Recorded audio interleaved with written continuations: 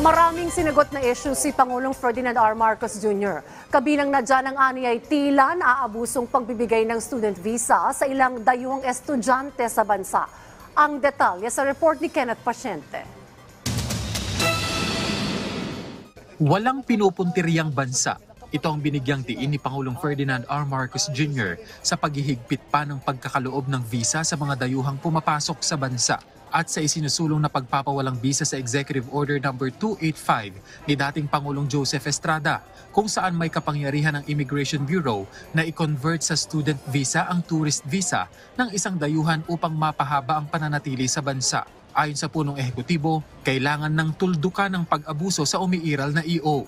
Dati hindi natin masyadong tinitignan, nakita natin maraming nagiging problema dahil dyan nakakakuha sila ng mga peke na dokumento, kung ano-ano ginagawa, may mga illegal, mga scammer, may human trafficking, maraming problemang dala. Kaya titiyakin natin na kung meron talagang papasok, ay tiyakin natin na talagang tama naman sila at huwag sila nagtatanggap basta nakapasok na sila. Magtatanggap sila na Pilipino sila. Maliwanag na hindi.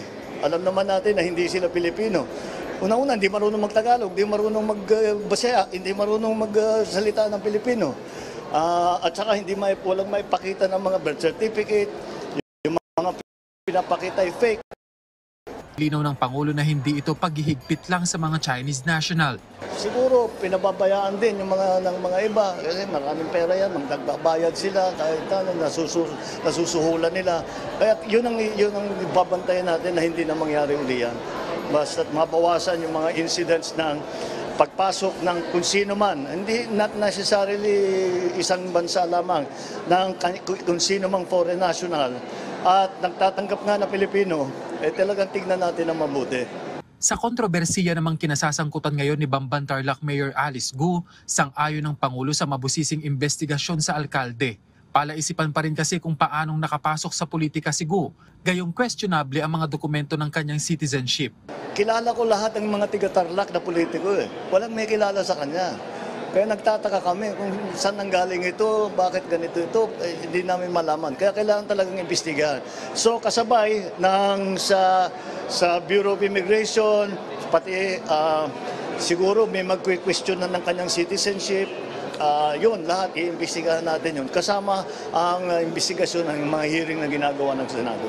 Sa tanong kung kailangan na bang i-abolish ang National Task Force to End Local Communist Armed Conflict o NTF-ELCAC, ipinundo ng Pangulo na wala siyang nakikitang dahilan para buwagin ito, lalo't malaki ang naitulong nito sa pagbabalik loob sa pamahalaan ng mga dating komunista, kung kaya't humina ang internal security threats.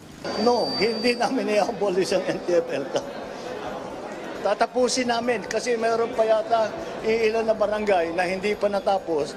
May ilan pa na mga returnees na hindi pa nabigyan ng tulong. Kaya nakakuha ako ng report kanina. Tatapusin namin lahat yan.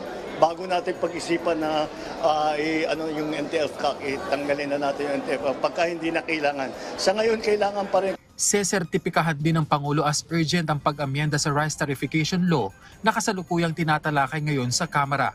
Bagaman ayaw muna niyang ma-preempt ang mga napag-usapan sa bicameral meeting sa Kongreso, tiniyak ng Pangulo na nakahanap na ng solusyon ng pamahalaan upang matiyak ang mababang halaga ng bigas sa bansa. Maybe the mechanism will be different from that which was proposed. But in the end, ang net effect pareho pa rin. Makakapag-import ang national government. I don't know through which agency first. They will have to decide which is best. Siyempre, nagkikipag-ugnayan tayo. And I think we may have found a solution. And makikita natin that we will be immediately able to bring down the price of rice. Matatanda ang isinulong ni House Speaker Martin Romualdez ang pag-amyenda sa Rice Tarification Law upang maibalik sa NFA ang kapangyarihang makabili ng bigas at maibenta ito sa mas mababang halaga. Kenneth Pasyente, para sa Pambansang TV, sa Bagong Pilipinas.